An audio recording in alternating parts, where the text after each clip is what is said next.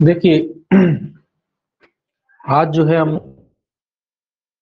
भारतीय दंड संहिता जो है 1860 उसका जो है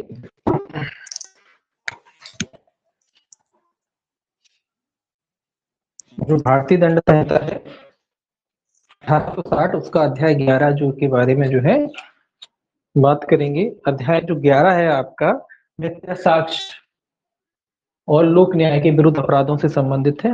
मिथ्या साक्ष्य और लोक न्याय के विरुद्ध से संबंधित है। ये जो है आपकी धारा 191 से 229 तक जाता है। ये संहिता का चौथा सबसे बड़ा अध्याय है। कौन सा? चौथा सबसे बड़ा अध्याय है।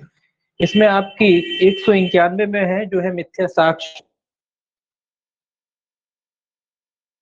92 में मिथ्या साक्ष्य गढ़ने को परिभाषित किया गया है। 191 190 मिथ्या साक्ष्य देने को परिभाषित किया गया है। मिथ्या साक्ष्य देना, साक्ष्य देना।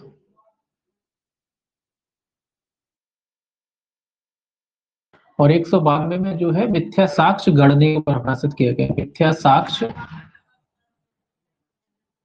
गढ़ना, ठीक है। ये दोनों धारा इंपॉर्टेंट है। ये आपको याद रखना है कि 191 में जो है मिथ्या साक्ष्य देने को परिभाषित किया गया है। इतना ही पहले याद रखना है आपको कि 191 में जो है आपका मिथ्या साक्ष्य देने को परिभाषित किया गया है और 192 में जो है आपका मिथ्या साक्ष्य जो है गढ़ने को परिभाषित किया गया है और 193 में जो है आपका इसके दंड के संबंध में मिथ्या साक्ष्य जो है उसके जो इसके दंड के संबंध में जो है प्रोविजन किया गया है। 193 मिथ्या साक्ष्य के लिए दंड 193 में। तो 193 में क्या है? इसका दंड जो है प्रोविजन किया गया है। दंड का प्रोविजन जो है किया गया है, ये आपको याद रखना है। 194 और 195 ये भी याद रखना है। इस तरीके 194 प्लस 195 ये इसकी गंभीरता के आधार पर जो है अपराध का वर्णन किया गया है। गंभीर, ये गंभीरता है। इसमें गंभीरता के हिसाब से जो मिथ्या साक्ष्य देने की गंभीरता याद रखें गंभीरता से संबंधित है। काहे कि मिथ्या साक्ष्य देने का जो अपराध है उसकी गंभीरता से संबंधित है 194 और 195। तो इस तरीके से आप इन सेक्शनों को याद रख सकते हैं। 191 में मिथ्या साक्ष्य देने को परिभाषित किया गया है, 192 में मिथ्या साक्ष्य गणना और 193 में इसका दंड दिया गया है। 194 95 ये इसके गंभीर रूप है, मिथ्या के जो है गंभीर रूप दिए गए हैं 194 195 में, जिनको अपन देखेंगे।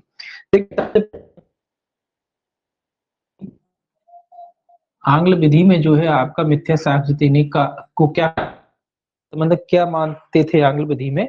आंग्ल विधि के अंतर्गत जो मिथ्या साक्ष्य देना है उसको जो है शपथ भंग माना जाता है। शपथ भंग। आंग्ल विधि कहती है कि मिथ्या साक्ष्य या कोई तथ्य है जिसके बारे में कोई व्यक्ति कथन करता है तो उसे मिथ्या साक्ष्य कब कहते हैं? जब वो शपथ भंग करता है। तो आंग्ल विधि में जो है आंग्ल विधि के अंतर्गत मिथ्या साक्ष्य देने के अपराध को शपथ भंग के नाम से जाना जाता है। आंग्ल विधि में मिथ्या साक्ष्य देने का जो अपराध है, आंग्ल विधि में मिथ्या साक्ष्य देने का जो अपराध है, मिथ्या साक्ष्य का जो अपराध है, मिथ्या साक्ष्य भी याद रखना, मिथ्या साक्ष्य का जो अपराध है उसे शपथ भंग के नाम से जाना जाता है। आंग्ल का जो अपराध होता है उसको क्या किस नाम से जाना जाता है? उसको शपथ भंग के नाम से जाना जाता है। अब देखिए 191 क्या कि कोई व्यक्ति मिथ्या साक्ष्य देता कब कहा जाता है, कब माना जाएगा कि कोई व्यक्ति 191 की बात कह रहे हैं, 191 साक्ष्य देता ये कब जाएगा, कब माना जाएगा कि कोई व्यक्ति जो है मिथ्या साक्ष्य देता है?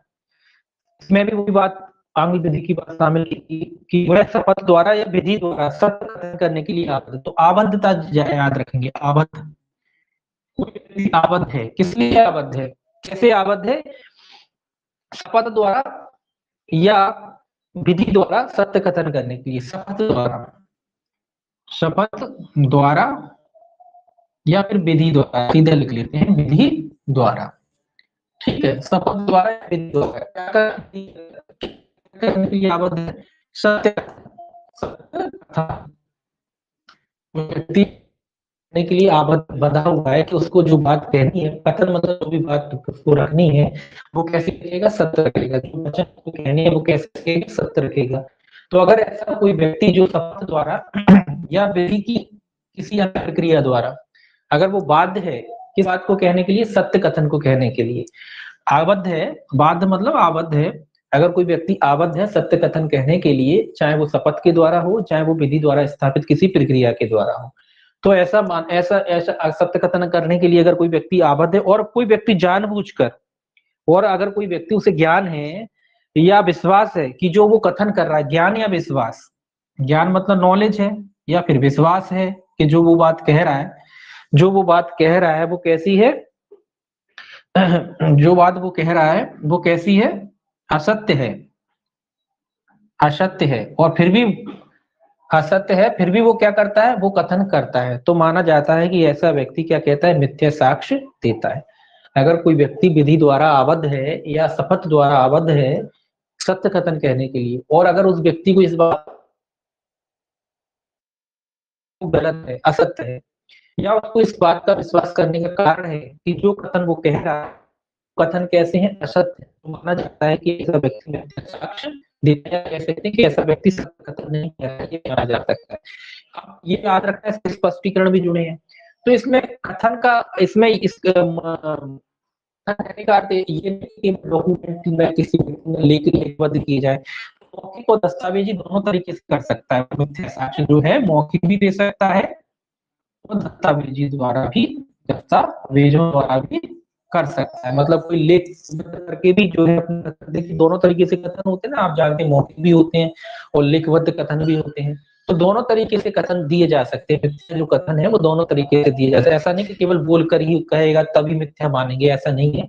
वो बोलकर भी कह सकता है और लिखित में भी दे सकता है। आप जानते हैं कि न्यायालय में कई कार्रवाई, कई कथन मौखिक भी होते हैं और कई लिखित भी होते हैं, तो दोनों तरीके से जो है दे सकता है।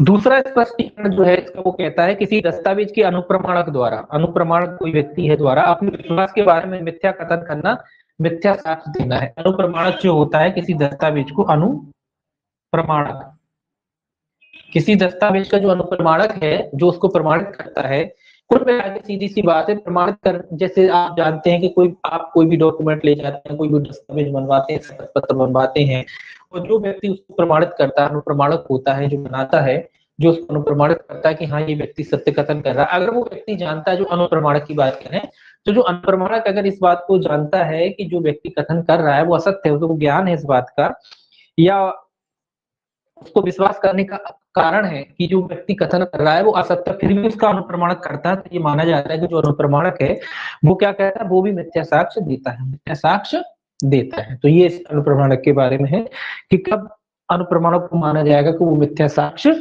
देता है। इसमें अनुप्रमाणक के बारे में दूसरा स्पष्टीकरण लिखा, और पहला जो स्पष्टीकरण है कि जो मिथ्या साक्ष्य में मौखिक और दस्तावेजी दोनों प्रकार के हो सकते हैं। ठीक है, तो ये आपको इसमें याद रखना है। आबद्धता होनी चाहिए, मतलब विधि द्वारा आबद्ध हो सकता है कोई व्यक्ति सत्य कथन कहने के लिए, या शपथ के द्वारा भी जो है आबद्ध हो सकता है, ओथ के द्वारा भी आबद्ध हो सकता है। किस लिए, सत्य कथन कहने के बाद है, और उसको पता है या ज्ञान है या विश्वास है कि जो कथन वो कह रहा है वो सत्य है, और फिर भी वो कथन करता है, तो माना जाता है कि व्यक्ति असत्य कथन कहता है या मिथ्या साक्ष्य देता है।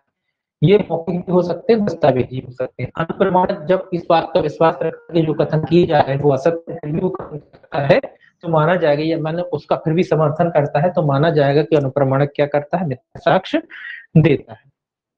ठीक है, अब देखिए, अब आता है मिथ्या साक्ष्य गणना।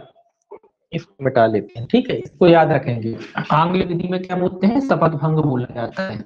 मिथ्या साक्ष्य देने को आंग्ल विधि में क्या बोला जाता है, शपथ भंग बोला जाता है। ठीक है, तो यहाँ शपथ भंग के साथ साथ विधि द्वारा आबद्धता को भी जोड़ दिया गया है। ठीक है, अब देखिए सेक्शन जो है 92, ये गणने की बात कहता है। गणना एक तरीके से, गणना मतलब बनाना, पैदा करना, झूठे एविडेंस बनाना, उसके बारे में। यहाँ तो झूठी बात कहना, असत्य कथन कहना, 191 में आप इतना याद रखें कि असत्य कथन कहना, झूठी बातें कहना। तो यहाँ क्या कह रहा है, यहाँ वो एविडेंस ही बना रहा है, नकली है ना, नकली बना लेते हैं ना जैसे, तो नकली मिथ्या जो दस्तावेज रचे जाते हैं उस तरीके की बात कह रहा है कि अगर कोई व्यक्ति जिसमें लिखा है मिथ्या साक्ष्य गणना, इसमें एक उदाहरण भी है वैसे 111 में उदाहरण नहीं देखे। देखिए एक उदाहरण, एक आध दो उदाहरण देख लें पहले 191 के। पहला उदाहरण देखिए क्या कहता है, एग्जाम्पल, न्याय संगत दावे के समर्थन में जो या के विरुद्ध खा के 1000 रुपए के लिए है विचारण के समय शपथ पर मिथ्या कथन करता है, या को खा के दावे का न्याय संगत होना स्वीकार करते हुए सुना था, खा ने मिथ्या साक्ष्य दिया। ये कह रहा है कि भाई कोई न्याय संगत दावा होगा, पैसों के लेन देन की कोई बात है, और खा उसमें ये कथन करता है कि भाई मेरे द्वारा सुना गया था, जबकि उसके द्वारा कि भाई इन दोनों का जो लेन देन की बात है हमारे द्वारा जो है सुनी गई थी, हमने सुना था जब इनने लिया था या दिया था पैसा। तो ये कह रहा है ऐसा कथन अगर कोई व्यक्ति करता है तो क्या करता है, मिथ्या साक्ष्य देता है, कुल मिला के झूठी गवाही, है ना। आप जानते हैं कि आप पर, जैसे कई आपने देखा होगा न्यायालय में झूठी गवाही करते हैं, उस तरीके की बात कह रहा है कि जब आप जानते हैं झूठे गवाह जाते हैं, देखा वेखा है नहीं, परिचित वर्चित है नहीं, फिर भी न्यायालय में आके गवाही देते हैं कि नहीं हमने देखा हमने सुना, तो उसी तरीके के अगर कोई व्यक्ति कथन करता है तो क्या कहते हैं, मिथ्या साक्ष्य देते हैं। हालांकि इसके एग्जाम्पल जो है आने लायक नहीं है, ठीक है। हालांकि बस सेक्शन जरूर पूछा जाता है मिथ्या साक्ष्य देना, इसके अंदर के जो फैक्ट बताए हैं वो भी पूछे जाते हैं। 192 जो है मिथ्या साक्ष्य गणना को भी पूछा जाता है, दंड भी पूछा जाता है। ये 194 195 जो है आपके इंपॉर्टेंट है, पूछे जाते हैं। अब देखिए 192 क्या कहते हैं, मिथ्या साक्ष्य गणना कब कहेंगे, मिथ्या साक्ष्य गणना। तो मिथ्या साक्ष्य का गढ़ने को क्या कहा जाता है, कोई व्यक्ति मिथ्या साक्ष्य गढ़ता कब कहा जाता है। पहला ये देखिए इसमें दो तरीके के तथ्य हैं, भौतिक और मानसिक। पहला देखिए, पहला कहता है वह व्यक्ति, दो तरीके के तथ्य हैं। पहला बात, किसी परिस्थिति को अस्तित्व में लाता है, परिस्थिति को अस्तित्व में लाता है, यहां लिख लेते हैं, परिस्थिति, परिस्थिति को अस्तित्व में लाता है।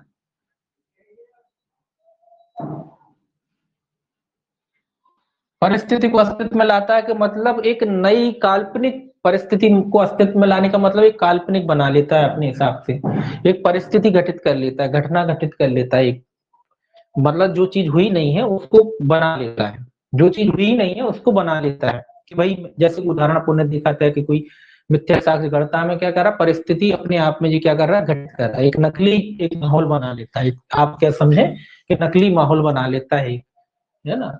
तो एक परिस्थिति गठित करता है या परिस्थिति को अस्तित्व में लाता है जो काल्पनिक है, जो हुआ ही नहीं है उसको ये परिस्थिति बना लेता है, ठीक है। कि किसी दूसरा किसी पुस्तक या अभिलेख या इलेक्ट्रॉनिक अभिलेख में कोई मिथ्या प्रविष्टि करता है, दूसरा मिथ्या प्रविष्टि करता है, किसी भी दस्तावेज में हो सकता है, कोई पुस्तक हो सकती है, कोई अभिलेख हो सकता है, कोई इलेक्ट्रॉनिक अभिलेख भी हो सकता है, तो मिथ्या प्रविष्टि करता है या फिर मिथ्या प्रविष्टि, किसी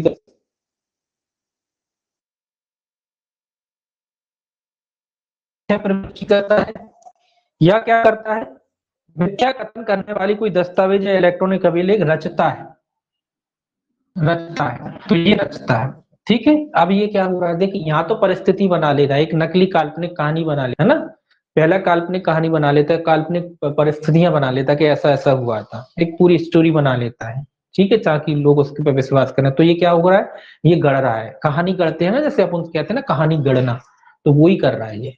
दूसरा क्या कह रहा है, मिथ्या प्रविष्टि, मतलब कोई पहले से कोई दस्तावेज है, उसमें मान लीजिए जी सारा डॉक्यूमेंट लिखा हुआ है, यहाँ कुछ शब्द जोड़ दिया तो उसका, आप जानते हैं कि शब्द अगर कोई जोड़ देता है घटा देता है तो उसका अर्थ से अनर्थ हो जाता है ना। कोई शब्द 10,000 लिखा, उसका एक बिंदी घटा दो तो क्या हो जाएगा, उसका अर्थ बदल जाएगा ना। ऐसे ही कोई जो है ये क्या करता है, कोई मिथ्या प्रविष्टि करता है, उसमें झूठी प्रविष्टि करता है, पहले प्रविष्टि नहीं थी आपने ऊपर से जोड़ देता है। आपने देखा होगा कई लोग करते हैं ये, है ना, फ्रॉड जो करते हैं, चेक में रकम बढ़ा लिया घटा लिया अगर नहीं लिखा है, या खाली चेक बना लिया, तो उससे रचता है मतलब फर्जी बना लेता है, ये फर्जी रचता मतलब फर्जी कोई डॉक्यूमेंट वगैरह जो है बना लेता है, या इलेक्ट्रॉनिक दस्तावेज वगैरह बना लेता है। आपने देखा होगा कोई डॉक्यूमेंट वगैरह होता है ना, तो ये फर्जी डॉक्यूमेंट बना, तो तीनों प्रकार से अगर कोई व्यक्ति काम करता है तो माना जाता है कि वो व्यक्ति क्या करता है, साक्ष्य करता है। अभी ये परिभाषा पूरी नहीं हुई है, ये कैसे तथ्य, ये भौतिक तथ्य है, भौतिक तथ्य, ये कैसे तथ्य है, ये भौतिक भौतिक कृत्य है, ये भौतिक कृत्यों के द्वारा वो क्या कर रहा है, मिथ्या जो है साक्ष्य गढ़ रहा है। भौतिक तथ्य का मतलब होता है ऐसे तथ्य जिनको हम देख सकते, महसूस कर सकते हैं, वो तथ्य क्या तथ्य कहलाते हैं। मानसिक तत्व वो होते हैं जिनको हम देख नहीं सकते, है ना।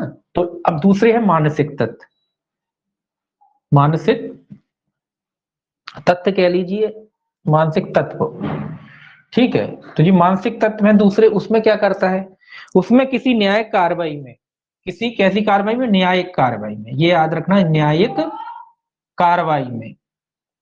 कैसी कार्रवाई होनी चाहिए, न्यायिक कार्रवाई। देखिए मिथ्या साक्ष्य गढ़ता है तो उसके लिए कैसी, न्यायिक कार्रवाई में।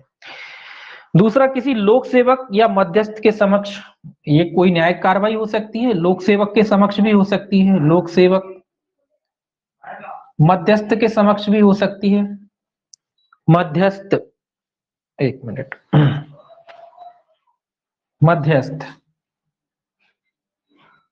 कोई लोक सेवक के समक्ष कार्रवाई हो सकती है, कोई मध्यस्थ के समक्ष कार्रवाई हो सकती है जो संचालित कार्रवाई है, कोई विधिक कार्रवाई, मध्यस्थ के संचालित कोई कैसी कार्रवाई, विधिक कार्रवाई।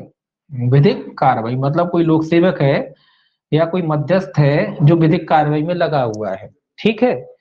साक्ष्य के रूप में कार्रवाई में साक्ष्य के रूप में दर्शित हो और उसके आधार पर न्यायालय लोक सेवक या मध्यस्थ साक्ष्य के रूप में दर्शित हो, मतलब ऐसी कोई कार्रवाई जो साक्ष्य के रूप में ली जा रही है, साक्ष्य के रूप में, कोई ऐसी कार्रवाई जो साक्ष्य के रूप में ली जा रही है या साक्ष्य के रूप में दर्शित हो, मतलब साक्ष्य के रूप में दर्शित हो का मतलब है साक्ष्य लिया जा रहा हो, किसी व्यक्ति की गवाही चल रही है, साक्ष्य लिया जा रहा है। न्यायिक कार्रवाई हो सकती है, कोई लोक सेवक के समक्ष कार्रवाई हो सकती है, कोई मध्यस्थ के समक्ष कार्रवाई हो सकती है, ऐसी कार्रवाई जो विधिक कार्रवाई हो, उसमें वो कोई व्यक्ति साक्ष्य के रूप में मान लो वो कार्रवाई दर्शित हो, ऐसी कार्रवाई जो साक्ष्य के रूप में दर्शित हो, उसके आधार पर न्यायालय लोक सेवक या मध्यस्थ को कोई गलत राय निर्मित करता है, कोई क्या करता है, गलत राय निर्मित करता है, निर्मित करता है, मतलब गलत राय देता है, गलत तथ्य पेश करता है, गलत राय बना रहा है, ताकि जो है मध्यस्थ लोक सेवक जो क्या कर सके, अपनी गलत राय बनाए, मतलब ऐसा कोई बात करता है, ऐसा कोई कथन करता है जिससे ये लोक सेवक जो है, मध्यस्थ जो है, ये क्या कर सके, एक गलत राय अपनी बना ले। तो इस तरीके से अगर कोई व्यक्ति साक्ष्य गढ़ता है या कहता है, करता है, तो माना जाता है कि ऐसा व्यक्ति क्या करता है, ऐसा व्यक्ति जो है मिथ्या साक्ष्य गढ़ता है, ये बना रहा है। उसमें क्या था, दे रहा था जानबूझ के, उसको पता नहीं, उसको पता है कि जो बात वो कह रहा है वो असत्य, फिर भी देता है, तो वो मिथ्या साक्ष्य देना है। यहाँ क्या कर रहा है, यहाँ परिस्थितियां पैदा कर रहा है, यहाँ क्या कर रहा है, यहाँ परिस्थिति पैदा कर रहा है। तो ये शब्द इंपॉर्टेंट है, परिस्थिति। यहाँ क्या कर रहा है, एक तरीके से परिस्थिति पैदा कर रहा है इस तरीके की कि सामने वाला जो व्यक्ति है वो क्या हो जाए, भ्रमित हो जाए, या झूठी काल्पनिक दुनिया कह लीजिए, काल्पनिक दुनिया बना रहा है, एक तरीके की एक काल्पनिक दुनिया बना रहा है। उस काल्पनिक दुनिया में आपको सपने दिखाते हैं ना लोग, उसी तरीके का ये काम कर रहा है। अब बस अंतर इतना इतना है कि ये साक्ष्य के बारे में कह रहा है, मिथ्या प्रविष्टि कर रहा है, मिथ्या रचना कर रहा है, कि आपको एक नकली सपने दिखाने जैसी काम कर रहा है। बस ये क्या कर रहा है, ये न्यायिक कार्रवाई में कर रहा है, लोक सेवक के समक्ष कर रहा है, मिथ्या साक्ष्य देने मध्यस्थ के समक्ष कर रहा है, या कोई जो है रचना, मिथ्या जो कोई है रचना कर रहा है या मिथ्या प्रविष्टि कर रहा है। तो इस तरीके का अगर कोई व्यक्ति कार्य करता है तो माना जाता है कि ऐसा व्यक्ति क्या करता है, मिथ्या साक्ष्य गढ़ता है। देखिए इसमें इतना ही पर्याप्त है, ठीक है। तो मिथ्या साक्ष्य गढ़ता है ये कहा जाता है। अब इसको उदाहरण, एक आध उदाहरण देख लेते हैं। उदाहरण कहता है, का एक बॉक्स में जो याका है इस आशय से आभूषण रखता है कि वह उस बॉक्स में पाए जाएं और इस परिस्थिति से या के लिए चोरी के लिए दोषी ठहराया जाए, का ने मिथ्या साक्ष्य गढ़ा। ये इंपॉर्टेंट है, ये उदाहरण आता है। मान लीजिए कोई बॉक्स था आपका, मान लो पर्स ही मान लो उदाहरण के लिए, कि आपका कोई पर्स है, हमने उसमें चोरी के कोई सामान रख दिया, इस उद्देश्य से रख दिया कि जब जब तलाशी ली जाएगी तो आप पकड़े जाएंगे और आपसे बरामद होगा, और आपसे बरामद होगा तो आपको चोरी के लिए दंडित किया जाएगा। तो ये क्या हुआ, ये हुआ मिथ्या साक्ष्य गढ़ना। मान लो आप पर्स लिए हुए हो या आपका कोई संदूक वगैरह है, आपकी अलमारी वगैरह है, उसमें हमने चोरी का माल रख दिया, किस आशय से रखा, ताकि आप चोरी के अपराध के लिए पकड़े जाएं। तो हमने क्या किया, हमने मिथ्या साक्ष्य गढ़ा, ठीक है। ये उदाहरण इंपॉर्टेंट है, ये आता है, कई तरीके से आ सकता है। तो कुल मिला के हमने जो है झूठी परिस्थिति गढ़ी। क्या करा हमने, परिस्थितियां गढ़ी ना झूठी, जो वास्तविकता में नहीं था वो हमने गढ़ दिया, हमने झूठ आपके उसमें रख दिया, यानी कि क्या करा हमने, वो परिस्थितियों को अस्तित्व में लाए ना हमने, तो परिस्थितियों को अस्तित्व में अगर कोई व्यक्ति लाता है, काल्पनिक परिस्थितियों को जब अस्तित्व में लाता है तो माना जाता है कि ऐसा व्यक्ति जो है मिथ्या साक्ष्य गढ़ता है। ये दूसरा उदाहरण जो है मिथ्या प्रविष्टि का दिया है इसमें। ये लिखा है, का अपनी दुकान की वही में एक मिथ्या प्रविष्टि इस प्रयोजन से करता है कि वह न्यायालय में संपोषक साक्ष्य के रूप में लाई जाए और का मिथ्या साक्ष्य गढ़ा। ये क्या कह रहा है, मान लीजिए आप जानते हो कोई परचूने की दुकान है, कोई सुनार की दुकान है, कोई XYZ दुकान है जहां आपका वही खाता है, वो आपका जो भी दुकानदार है वो क्या करता है, उसमें मिथ्या प्रविष्टि कर लेता है। मिथ्या प्रविष्टि इस उद्देश्य से करता है कि आपसे वसूल सके वो पैसा। वो जानता है कि ज्ञान न्यायालय में जो है ये हम पेश करेंगे संपोषक साक्ष्य के रूप में और न्यायालय को दिखाएंगे कि बोले, मान लो आपका 100 रुपए का उधार था, उसने उसको एक जीरो बना लिया, 1000 का बढ़ गया, 1000 का था उसको 10,000 कर लिए। अब उसने मिथ्या प्रविष्टि इस उद्देश्य से की कि हम न्यायालय में इस तथ्य को रखेंगे, अपनी वही खाता रखेंगे और न्यायालय को बताएंगे कि वही सब जो है हमारा जो है इनसे 10,000 का लेनदारी है, 10,000 की लेनदारी है। तो ये क्या किया उसने, जो भी आपका दुकानदार था उसने क्या किया, वही खातों में जो छेड़खानी की वो क्या किया, उसने मिथ्या साक्ष्य गढ़ा है। ठीक है, अब देखिए तीसरा उदाहरण और देख लीजिए। ये कह रहा है, का या को एक आपराधिक षड्यंत्र के लिए दोषित ठहराए जाने के आशय से का एक पत्र या के हस्तलेख की अनुप्रति करके लिखता है, जिसमें यह तात्पर्य है कि या ने उसे ऐसे आपराधिक षड्यंत्र के सह अपराधी को संबोधित किया है। अब देखिए इसको सीधा सीधा समझिए, क्या किया, एक व्यक्ति किसी व्यक्ति को आपराधिक षड्यंत्र में फंसाना चाहता है, आपराधिक आपराधिक जो है षड्यंत्र, सीधी सी बात है, षड्यंत्र में क्या करता ना चाहता है, वो फंसाना चाहता है, वो फंसाना चाहता है कि ये व्यक्ति जो है आपराधिक षड्यंत्र में फंसा जाए। तो वो क्या करता है, वो व्यक्ति उस व्यक्ति के नाम से, जिस व्यक्ति को वो आपराधिक षड्यंत्र में फंसाना चाहता है, उस व्यक्ति के नाम से एक लेटर लिखता है, किसी अन्य व्यक्ति के नाम, किसी अन्य व्यक्ति के नाम एक लेटर लिखता है। मतलब उस लेटर में क्या लिखता है, उस लेटर में वो कोई आपराधिक षड्यंत्र वाली कोई घटना के बारे में लिखता है, कोई भी जो भी आपराधिक षड्यंत्र में वो फंसाना चाहता है उस घटना के बारे में लिखता है और दूसरे व्यक्ति से कोई कथन, मतलब कथन ऐसे लिखता है कि ताकि इसको ऐसा लगे कि इसने उस व्यक्ति के साथ मिल करके क्या किया था, आपराधिक षड्यंत्र रचा था। तो ऐसी काल्पनिक परिस्थितियां अगर वो व्यक्ति गठित करता है तो क्या माना जाएगा कि उस व्यक्ति ने क्या किया, उस व्यक्ति ने जो है आपराधिक षड्यंत्र जो है, जो सॉरी आपराधिक षड्यंत्र ने क्या, मिथ्या साक्ष्य क्या किया है, गढ़ा है। जब कोई व्यक्ति दूसरे को फंसाने के लिए, आपराधिक षड्यंत्र में फंसाने के लिए उसी की राइटिंग में, जिस व्यक्ति को फंसाना चाहता है उसी की राइटिंग में लेटर लिखता है किसी अन्य व्यक्ति के नाम, और उसमें अब देखिए षड्यंत्र पे ऐसे फंस सकते हैं कि भाई योजना बनाते हुए उसने लेटर इस तरीके से लिखा ताकि लोगों को जो भी पुलिस के हाथ में लगे और पुलिस जब लेटर को पढ़े तो उसको समझ में आए कि ये योजना जो है बना रहे थे। तो इस तरीके की कुछ बातें उसने जो है उस लेटर में लिखी। तो ऐसे व्यक्ति ने क्या किया, जो व्यक्ति लेटर लिखता उसकी राइटिंग में उसने क्या किया, उसने मिथ्या साक्ष्य गढ़ा। ठीक है, तो ये वाली चीज है। ठीक है, ये आपका क्या हो गया, मिथ्या साक्ष्य गणना। ठीक है, तो दोनों है इस तरीके से मिथ्या साक्ष्य गणना। तो मिथ्या साक्ष्य गढ़ने का सीधा सीधा अर्थ है कोई परिस्थितियों को अस्तित्व में लाना, बस इतना याद रखें। काल्पनिक जो परिस्थितियां हैं उनको अस्तित्व में लाना, जो वास्तविकता नहीं है या जो वास्तविकता नहीं है उसको अस्तित्व में लाना, झूठी परिस्थितियों को अस्तित्व में लाना कहलाता है मिथ्या साक्ष्य गणना कहलाता है। अब देखिए 193 जो है आपका मिथ्या साक्ष्य जो है देने के जो है लिए दंड के बारे में प्रावधान करती है। इसमें दो प्रकार के दंड है। 193 जो है आपकी जो है दंड है मिथ्या साक्ष्य के लिए, इसमें दो प्रकार के दंड है। सबसे पहला हम दंड देखेंगे न्यायिक कार्रवाई में। अगर कोई व्यक्ति ये जो मिथ्या साक्ष्य देने की जो अपराध कार्रवाई है, न्यायिक किसी न्यायिक कार्रवाई में अगर कोई व्यक्ति करता है, अगर वो न्यायालय के समक्ष कार्रवाई चल रही है उसमें कोई व्यक्ति अगर मिथ्या साक्ष्य वगैरह देता है या गढ़ता है तो उसको कितना सजा है, 7 वर्ष तक के कारावास। ऐसे व्यक्ति को जो है लिखा है मैंने, 7 वर्ष तक के कारावास, जुर्माने से क्या किया जाए, और जुर्माना भी है, तो 7 वर्ष तक का कारावास और जुर्माने से क्या किया जा सकता है, दंडित किया जा सकता है। कब दंडित किया जा सकता है ये याद रखना है आपको, जब वो कार्रवाई किसी न्यायालय के समक्ष की जा रही है। जब वो कार्रवाई किसी न्यायालय के समक्ष की जा रही है, ऐसे व्यक्ति अगर मिथ्या साक्ष्य देता है तो ऐसे व्यक्ति को अगर न्यायालय के समक्ष, तो 7 वर्ष तक के कारावास और जुर्माने से दंडित किया जा सकता है। किसी अन्य कार्रवाई की बात करें, अगर अन्य कार्रवाई है, मतलब न्यायालय के बाहर की अन्य, न्यायालय के बाहर भी कई कार्रवाइयां होती, कार्यवाही, मान लो कोई लोक सेवक के समक्ष हो रही हो, है ना, तो अन्य कोई कार्रवाई हो सकती है जिसमें वो मिथ्या साक्ष्य कथन करता है, तो ऐसे व्यक्ति को जो है 3 वर्ष कारावास और जो दंडित किया जा सकता है। 3 वर्ष का कारावास और जुर्माना। ठीक है, तो दो प्रकार की इसमें सजाएं जो है आपको ध्यान रखना है। अगर न्यायालय के समक्ष करता है तो 7 वर्ष तक का कारावास और जुर्माना, और अगर न्यायालय से बाहर कह लीजिए या कह लीजिए अन्य कार्रवाइयों में अगर वो कथन दंडित किया जा सकता है। इसमें स्पष्टीकरण पहला क्या था कि सेना न्यायालय के समक्ष विचारण जो है न्यायिक कार्रवाई माना जाएगा। मतलब सेना न्यायालय के समक्ष अगर कोई कार्रवाई हो रही है तो उसको न्यायिक कार्रवाई माना जाएगा, यानी उसमें सजा होगी 7 वर्ष। अगर सेना न्यायालय में भी अगर कोई व्यक्ति झूठ बोलता है तो उसको 7 वर्ष तक के कारावास से मिथ्या साक्ष्य देने के मामले में दंडित किया जा सकता है।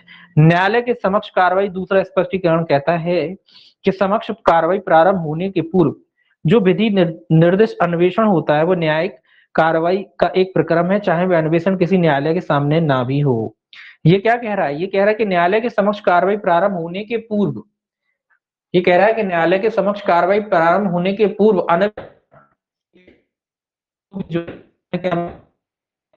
ये कह रहा है कि अन्वेषण भी न्यायिक कार्रवाई का एक भाग है। इन्वेस्टिगेशन के दौरान भी अगर आप झूठे कथन करते हैं, ये कह रहा है कि के दौरान, अन्वेषण के दौरान न्यायिक कार्रवाई का एक प्रक्रम है, चाहे वह अन्वेषण किसी न्यायालय के सामने ना भी हो। मतलब इन्वेस्टिगेशन जब हो रहा है तो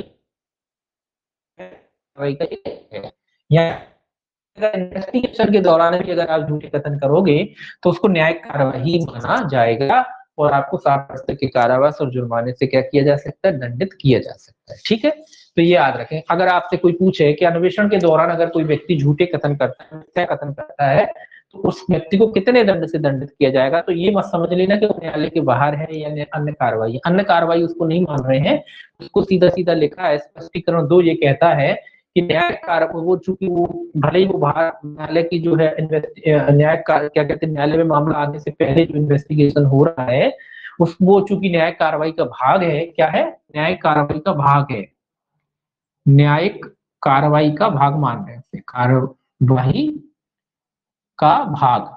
इसीलिए इसमें कितनी सजा होगी? इसमें भी 7 वर्ष के कारावास की सजा होगी। ये मान लीजिए इसको भी न्यायिक कार्रवाई माना जाएगा। ठीक है, इसमें भी 7 वर्ष तक की कारावास से दंडित किया जा सकता है। स्पष्टीकरण 3 देखिए क्या कहता है।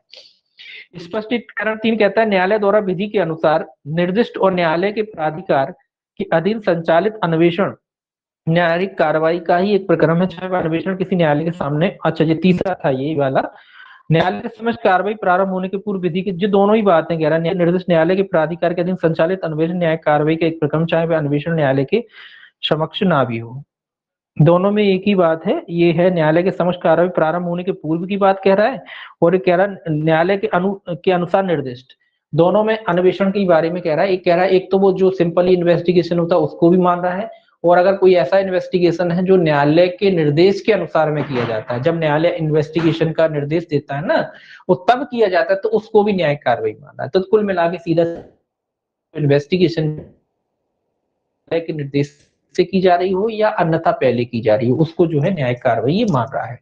तो उसमें कितनी सजा होगी? 7 वर्ष तक की कार्रवाई से दंडित किया जा सकता है।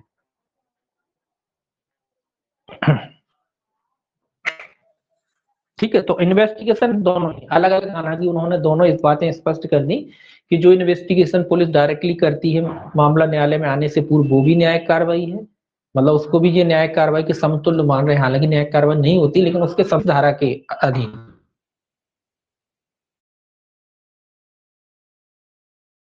और अगर ऐसा कोई इन्वेस्टिगेशन है जो न्यायाधीश के आदेश के अनुसरण में किया जाता है, तो उसको ये कह रहे हैं कि उसको भी हम न्यायिक मानेंगे, उसमें भी आप 7 वर्ष की सजा देंगे अगर उसमें भी आप झूठ बोलते हो। ऐसा कोई इन्वेस्टिगेशन जो न्यायालय ने आदेश पे किया जा रहा है, न्यायालय ने आदेश दिया है, उसके बाद जो इन्वेस्टिगेशन किया जा रहा है उसमें। ठीक है, अब देखिए मैंने कहा था ना 94 और 95, ये क्या है? इसके गंभीर रूप है। ये क्या है? इसके गंभीर रूप है, काय के साक्ष्य देने के। क्या कह रहा है? मृत्यु दंड से दंडनीय अपराध के लिए दोषसिद्धि कराने के आशय से मिथ्या साक्ष्य देना या मिथ्या साक्ष्य गढ़ना। ये क्या कह रहा है? मृत्यु दंड, मृत्यु से दंडनीय ऐसा कोई अपराध जिसमें मृत्यु दंड की सजा होती है, तो सीधा लिख लेते हैं मृत्यु दंड।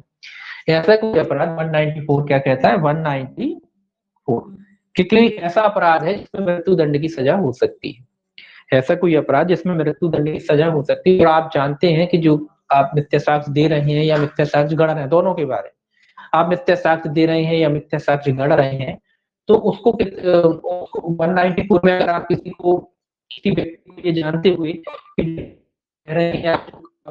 जो कारण गढ़ रहे हैं, कारण ये गढ़ रहे हैं, उसमें जो मृत्यु हो सकता है किसी व्यक्ति को, ऐसी अगर आप साक्ष्य देते हैं या साक्ष्य गढ़ते हैं, तो सीधा सीधा इसमें दंड आपको देखना है कि इसमें दंड जो है किसी व्यक्ति को कितने दंड से दंड गंभीर हो गया। एक तरीके से गंभीर ये हो गया कि आप जो है किसी व्यक्ति को जो है मृत्यु दंड से दंडित कराना चाहते हैं। आप जानते हैं कि आप झूठा साक्ष्य देंगे या झूठा साक्ष्य गढ़ेंगे और उस व्यक्ति को क्या हो जाएगा, उस व्यक्ति को जो है मृत्यु दंड की सजा हो सकती है।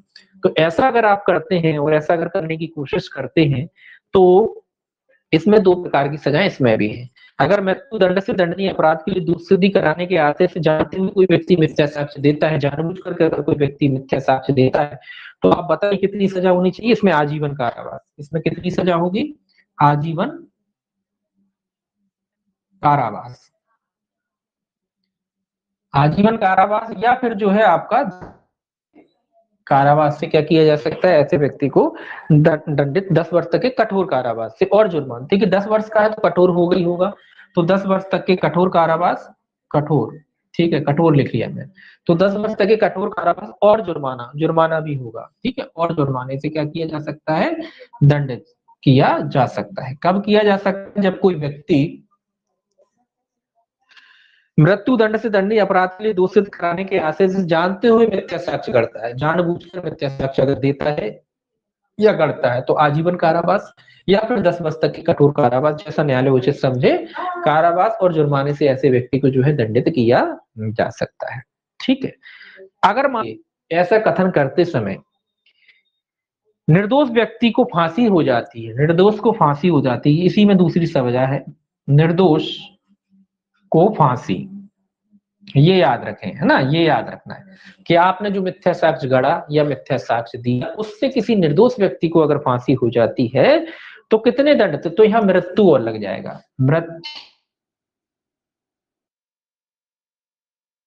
आजीवन कारावास,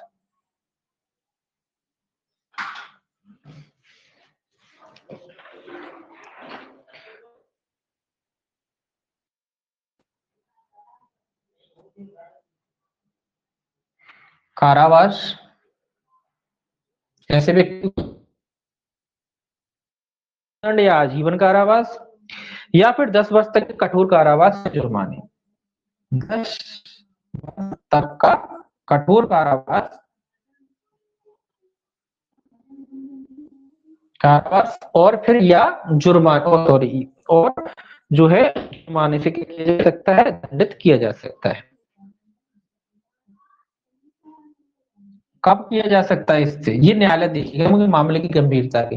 तो याद रखें, अगर कोई व्यक्ति निर्दोष व्यक्ति है, उसको अगर आप फांसी पे चढ़वा देते हो, निर्दोष व्यक्ति आपकी झूठी गवाही से, झूठे साक्ष्य जो आपने दिया है या गढ़ा है, ऐसी भी स्थिति हो, तो ऐसे में अगर वो निर्दोष व्यक्ति फांसी पे चढ़ जाता है, तो उस व्यक्ति जिसने झूठा साक्ष्य दिया है, जिसकी वजह से कोई निर्दोष व्यक्ति फांसी पे चढ़ा है, जिस व्यक्ति ने झूठा साक्ष्य दिया है या गढ़ा है, उस व्यक्ति को मृत्युदंड या फिर आजीवन कारावास या फिर 10 वर्ष तक के कारावास और जुर्माने से दंडित किया जा सकता है। ये न्यायालय देखेगा जैसी परिस्थिति होगी। अगर मिला के ये है कि इसमें मृत्यु दंड भी न्यायालय दे सकता है, न्यायालय तो आजीवन कारावास दे सकता है, और अगर आजीवन कारावास देना भी ठीक नहीं समझता है तो 10 वर्ष तक के कठोर कारावास से ऐसे व्यक्ति को दंडित कर सकता है, ऑप्शनल होता है। तो इसमें न्यायालय मृत्यु दंड तक की सजा दे सकता है। ठीक है, और अगर नॉर्मली अगर व्यक्ति करता है तो फिर उसमें आजीवन कारावास या फिर 10 वर्ष तक के कठोर कारावास से जो है न्यायालय दंडित किसी व्यक्ति को। ठीक है, ये हो गया आपका 190।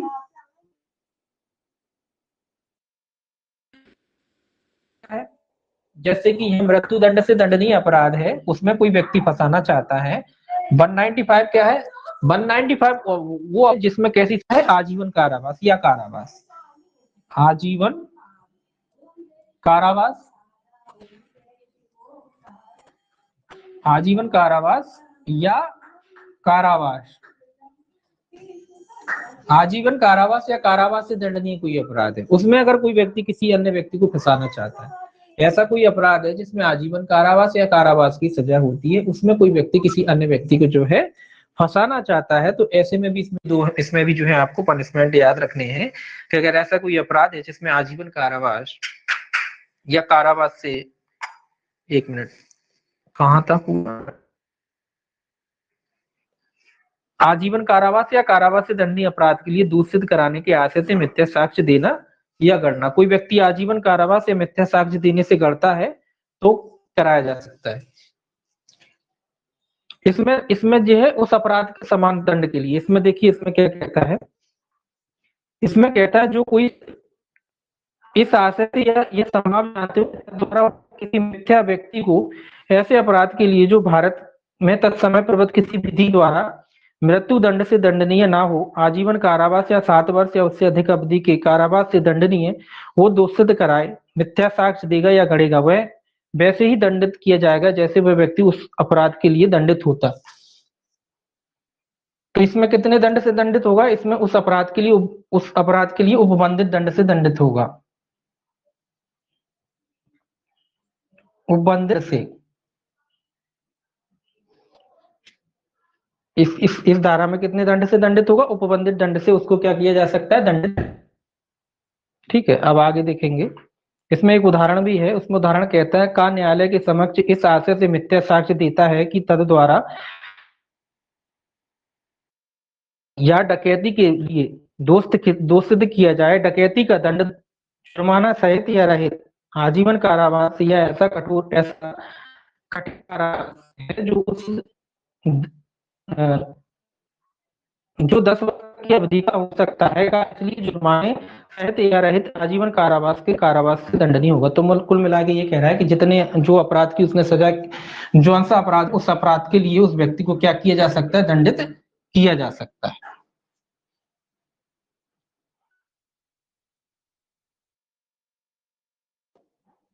एक मिनट,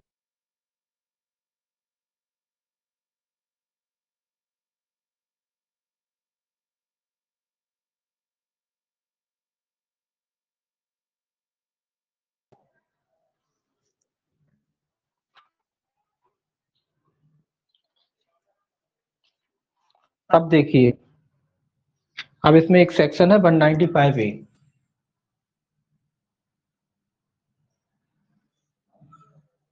95 जो है ए, ये क्या कहता है? ये कहता है किसी व्यक्ति को मिथ्या साक्ष्य देने के लिए धमकाना। ये इंपॉर्टेंट सेक्शन है, इसको याद रखना। ये क्या कह रहा है? धमकाना।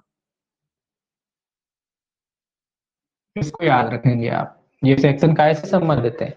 किसी व्यक्ति को मिथ्या साक्ष्य देने के लिए धमकाना, किसी व्यक्ति को डराना। किस बात के लिए डराना? चाहे कि वो मिथ्या साक्ष्य दे, मतलब किसी व्यक्ति को धमका रहे हैं, इस तरह रहे धमका रहे हैं ताकि वो क्या करे? मिथ्या साक्ष्य दे। जानबूझकर उसको धमकाते हैं कि वो व्यक्ति मिथ्या साक्ष्य दे।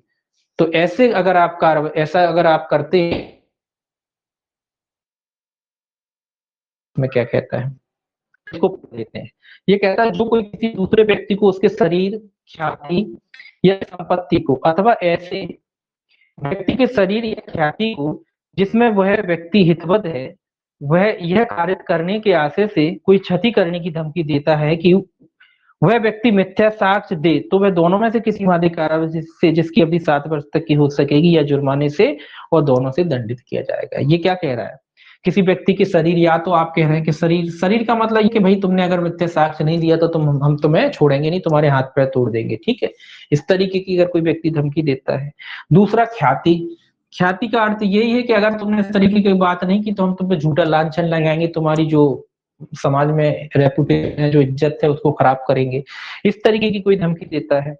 या संपत्ति, या क्या कह रहा है? संपत्ति। ये क्या, संपत्ति का मतलब यही है कि भाई अगर आपने, हम जैसा हम बता रहे हैं, जैसा हम कह रहे हैं, झूठे कथन करने के लिए आपको, अगर आपने नहीं किया तो आपके घर में आग लगा देंगे, आपके यहाँ चोरी करा देंगे, इस तरीके की कोई धमकी देता है। अथवा अथवा अन्य व्यक्ति, जो ये व्यक्ति है उससे कोई हितवत कोई व्यक्ति हो, उसका घर हो सकता है, उसका, है ना,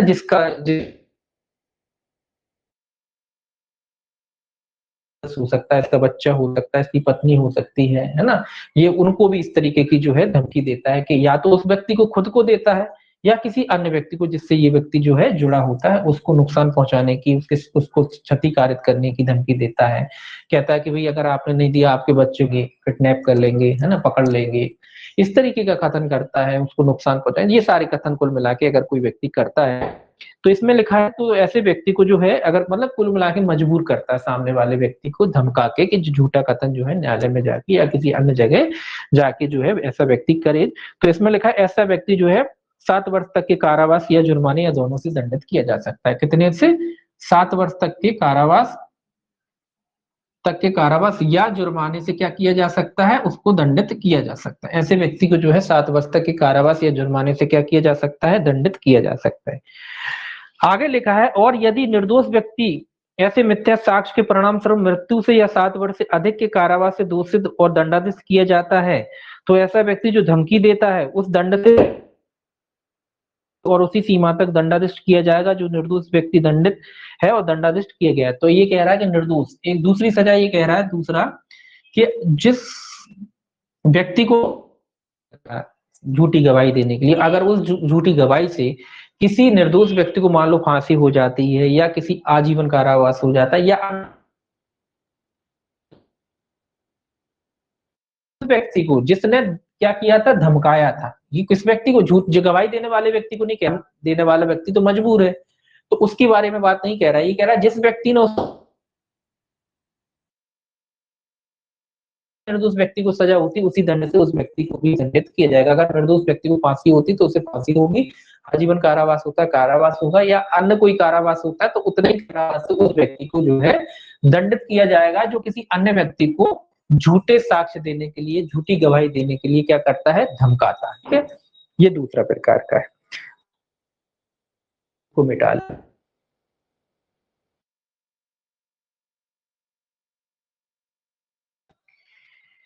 तो ये सेक्शन भी आप इसमें शामिल कर लीजिए 190 जो है आपका 5। इसको भी आप याद रखना है। ठीक है, इस चैप्टर में काफी सेक्शन है, चौथा सबसे बड़ा अध्याय है, लेकिन इसमें आपको ये तो याद ही रखना है। ये जो मैं बता रहा हूँ ये तो आपको भूलना ही नहीं है, ये याद रखना, ये पूछे जाते हैं। ठीक है, आगे जो भी सेक्शन आगे जाएंगे जो याद रखने लायक मैं आपको बताता जाऊंगा। तो ये तो आपको याद रखना 191, 192, 193, 94, 95 और 195 यहाँ तक आप कंप्लीट जो है आपको याद रखने, ये सेक्शन याद रखेंगे, पॉइंट याद रखने। ठीक है, और इनकी परिभाषाएं जो है वो थोड़ा बहुत याद रखना है। बाकी इंपॉर्टेंट पूछे जाते हैं परीक्षा में, कभी कभार जो पूछा जाता है। अब देखिए 196 क्या कहता है? 196 कहता है उस साक्ष्य को काम में लाना जिसका मिथ्या होना ज्ञात है। ये काम में लाना मतलब ये कह रहा है कि जो साक्ष्य आप जानते हैं कि वो मिथ्या है, जो साक्ष्य आप जानते हैं कि मिथ्या झूठा है, जानबूझकर वो मिथ्या है, झूठा है, फिर भी उसको अगर जो है आप साक्ष्य के रूप में तो कितनी धारा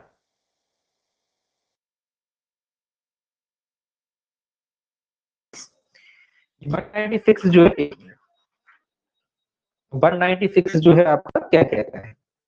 जानते हो किसी मिथ्या साक्ष्य को जो है आप अगर उपयोग में लाते हैं तो अब इसमें देखिए इसमें कोई सजा ऐसे ये नहीं लिखी कि भाई कितने दंड से, तो इसमें कितनी सजा? मिथ्या साक्ष्य देने या गढ़ने के समान दंड है। इसमें जितना अपने ऊपर पड़ा है मिथ्या साक्ष्य देने और गढ़ने के लिए उतने ही दंड से ये भी जो है दंडित किया जाएगा। इसमें देखिए ये क्या लिखा है, जो कोई किसी साक्ष्य को जिसका मिथ्या होना या गढ़ा होना वह जानता है सच्चे असली के रूप में भ्रष्टता उपयोग में लाएगा, उपयोग में लाने का प्रयत्न करेगा, वह ऐसे दंडित किया जाएगा मानो उस मिथ्या साक्ष्य दिया हो या गढ़ा हो। मतलब क्या है? मतलब ये कि 196 में कैसी सजा होगी? अगर कोई व्यक्ति जानता है कि ये डॉक्यूमेंट है या ये दस्तावेज है ये नकली है और उसको जो है लाता है, इस्तेमाल करता है कि जैसे वो असली हो, इस तरीके से अगर वो इस्तेमाल करता है तो ऐसे व्यक्ति को जो कितने दंड से, ऐसे व्यक्ति को ये कह रहा है कि इसी 193 वाले ही दंड से दंडित किया जाएगा।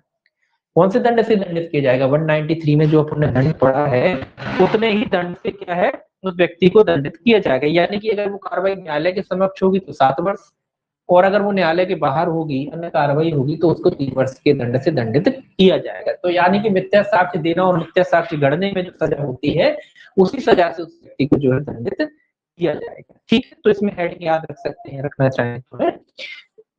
अब देखिए सेक्शन 197 197 कहता है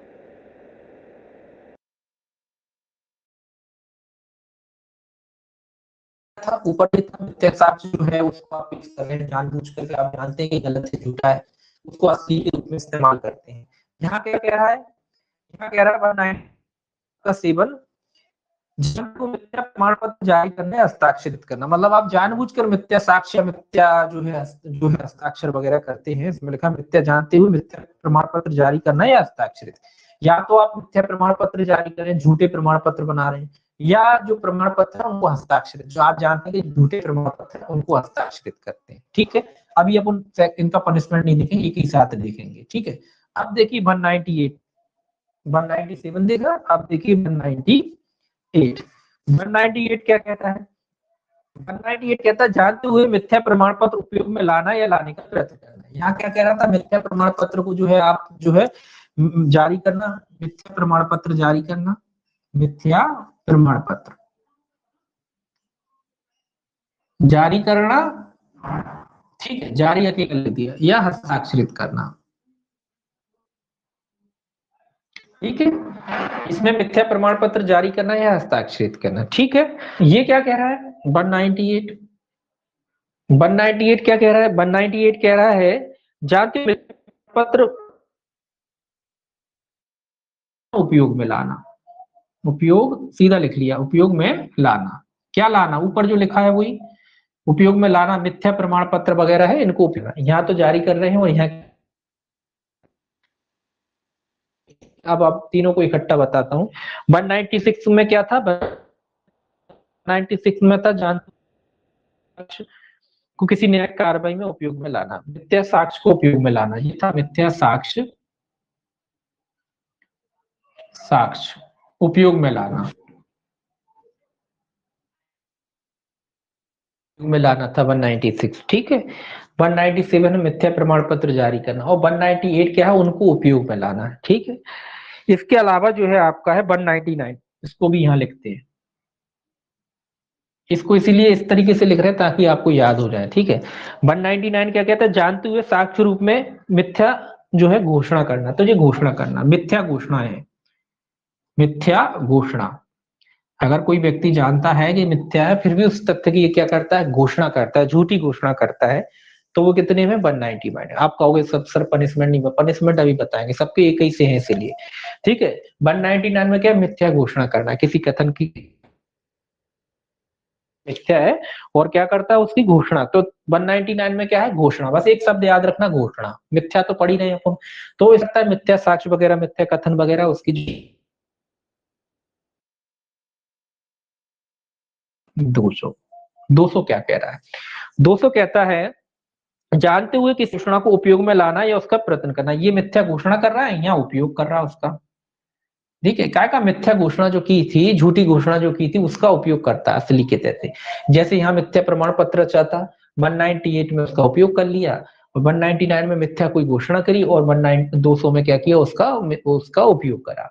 तो अब इन तीनों 196 से लेके 200 तक, ये 200 तक, यहां से लेके यहां तक, अब इनमें सजा कितनी होगी, इनमें पनिशमेंट कितना होगा? इनमें इतनी, इसमें जो लिखा है ना, मिथ्या साक्ष्य देना, मिथ्या साक्ष्य देना या गणना, मिथ्या साक्ष्य देना या गणने में जो पनिशमेंट है या जो पनिशमेंट दिया जाता है वही पनिशमेंट इन सब धाराओं में दिया जाएगा, यानी कि 193 के तहत इनमें दंडित किया जाएगा, किया जा सकता है। यानी नॉर्मली जो आप जानते हैं न्यायालय में होगी कार्रवाई तो 7 वर्ष तक का कारावास किया जा सकता है, और न्यायालय के बाहर होगी या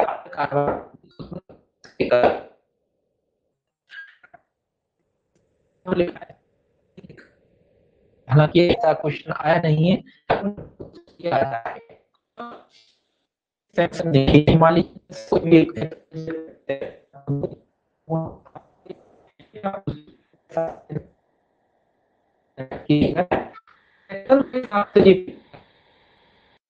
धारा 200 का दंड जो है या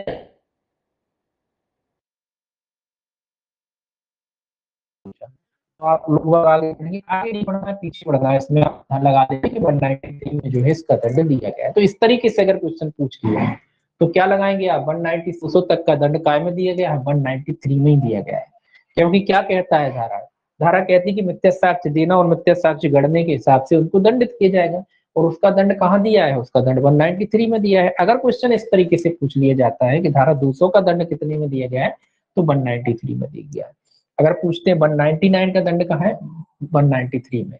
198 का भी इसमें है, 197 का भी इसमें है और 196 का भी इसमें। तो क्वेश्चन अगर इस तरीके से आ गया तो आप इस तरीके से लगा सकते हो। नॉर्मली ये पूछा जाएगा मिथ्या साक्ष्य देना और मिथ्या साक्ष्य गढ़ने में जो पनिशमेंट होता है वही दिया जाएगा, और वो कहाँ है, 193 में है। तो इस तरीके से अगर आ जाए तो आपको, इसलिए इस तरीके से मैंने बताया है, तो ये याद रखना है आपको, ठीक है। अब देखिए आगे बढ़ते हैं। अभी काफी सेक्शन है, कितने हैं, 229 तक है, अभी तो काफी है, 29 सेक्शन और है लगभग इसमें।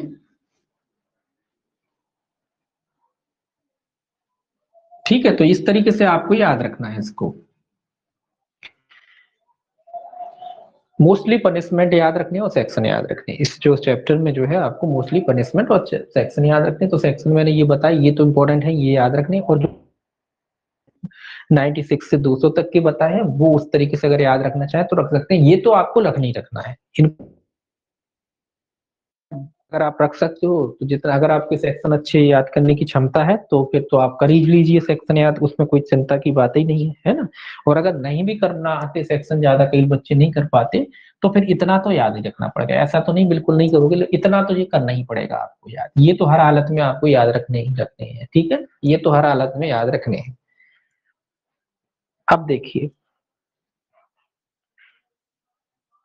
201 क्या कहता है, 201 और देख लेते हैं। 201 कहता है, सेक्शन 201 देखिए, 201 कहता है अपराध के साक्ष्य का विलोपन अपराधी को प्रतीक्षादित करने के लिए मिथ्या इत्तला देना, ये साक्ष्य का विलोपन है। ये सेक्शन भी पूछा जाता है, साक्ष्य विलोपन से मतलब साक्ष्य को दुकाना, छिपाना। क्या क्या कर रहा है इसमें भी तीन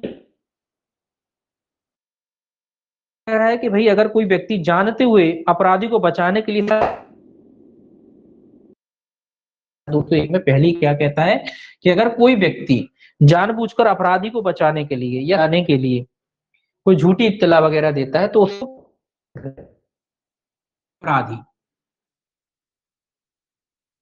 कोशिश करते हैं या साक्ष्य मिटाने की कोशिश करते हैं। साक्ष्य भी किस लिए, अपराधी को जो है बचाया जा सके। तो ऐसे में जो है कितने दंड से दंडित किया जाएगा, 7 वर्ष तक के कारावास से, कितना, 7 वर्ष तक के कारावास और जुर्माना, ठीक है।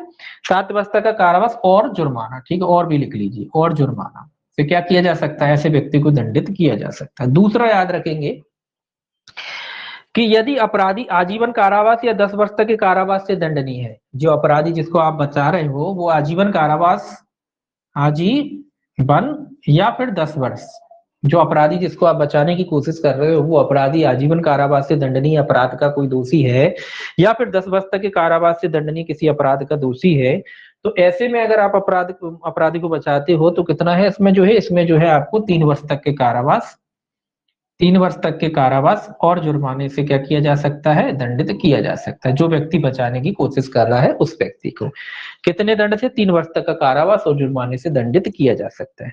तीसरा है इसमें, यदि अपराध 10 वर्ष से कम अवधि से दंडनीय है, 10 वर्ष से कम, यदि अपराध जो है 10 वर्ष से कम अवधि से दंडनीय है अगर व्यक्ति, तो उस व्यक्ति को, उसमें ऐसे अपराध में जो है अगर बचाने की कोशिश कर रहा है जिसमें 10 वर्ष से कम की सजा होती है, ऐसे अपराधी को अगर बचाने की कोशिश कर रहा है तो कितनी सजा होगी, उस अपराध के लिए अधिकतम कारावास के 1/4 और जुर्माना, 1/4 और जुर्माना, जो अपराध है की सजा है उसकी 1/4 और जुर्माना, जिस व्यक्ति को आप बचाने की कोशिश कर रहे हो अगर, तो इसमें 3 प्रकार की सजा याद रखेंगे। अपराधी को अगर कोई व्यक्ति जो है बचाना चाहता है, साक्ष्य मिटाता है, अपराधी को बचाने के लिए क्या कर रहा है, साक्ष्य मिटाता है, साक्ष्य मिटाना, तो याद रखेंगे अगर कोई व्यक्ति अपराधी को बचाने के लिए साक्ष्य को मिटाता है, साक्ष्य नष्ट करता है, एविडेंस को खत्म करता है, तो 7 वर्ष तक का कारावास और जुर्माना है। और अगर उसे बचाने की कोशिश करता है किसी अन्य प्रकार से तो 3 वर्ष तक का कौन सा अपराध है, जो आजीवन कारावास कोशिश करता है तो 3 वर्ष और जुर्माना, और अगर 10 वर्ष से कम है तो 1/4 और जुर्माने से ऐसे व्यक्ति को क्या किया जा सकता है, दंडित किया जा सकता है। ये आपका हो गया 201, ठीक है। तो ये भी इंपॉर्टेंट धारा है, इसको भी याद रखना है आपको। ये धारा साक्ष्य विलोपन, साक्ष्य विलोपन से संबंधित धारा है। या साक्ष्य को मिटाने से संबंधित धारा है। तो साक्ष्य के विलोपन से संबंधित धारा है 201 पूछी जाती है। साक्ष्य विलोपन इंपॉर्टेंट धारा है, महत्वपूर्ण धारा है, धारा पूछी जाती है। धारा पूछी जाती है, पनिशमेंट तो नहीं पूछे जाते लेकिन धारा पूछी जाती है। धारा पूछी जाती है कि साक्ष्य विलोपन से संबंधित धारा, धारा 201 साक्ष्य विलोपन से संबंधित धारा है। ठीक, आज इतना ही देखेंगे, बाकी कल देखेंगे 200 देखेंगे और कल इसको खत्म करेंगे। ठीक है, तो ये याद रखना है, इंपॉर्टेंट धारा है ये। अभी तक जितना पढ़ा आपने इंपॉर्टेंट है ना, इनको आपको याद रखना, अच्छे से पढ़िएगा, रिवीजन करिएगा घर पे, है ना, पढ़ते जाइएगा घर पे, जरूरी पढ़ना जरूर करना ज्यादा आवश्यक होता है। जितना पढ़ा उतना रिवीजन, क्योंकि अभी टाइम है, ज्यादा नहीं पढ़ पाते हो, जितना पढ़ा है उतना रिवीजन जरूर करिए। 1 घंटा 2 घंटा जितना भी है, और जी के अपना पढ़ते रहिए। तो जितना पढ़ा है उतना रिवीजन आप जरूर करिए, वरना भूल जाओगे सारी चीजें, है ना। तो रिवीजन बहुत जरूरी है, इसको पढ़िएगा घर पे दोबारा से। ठीक है, चल।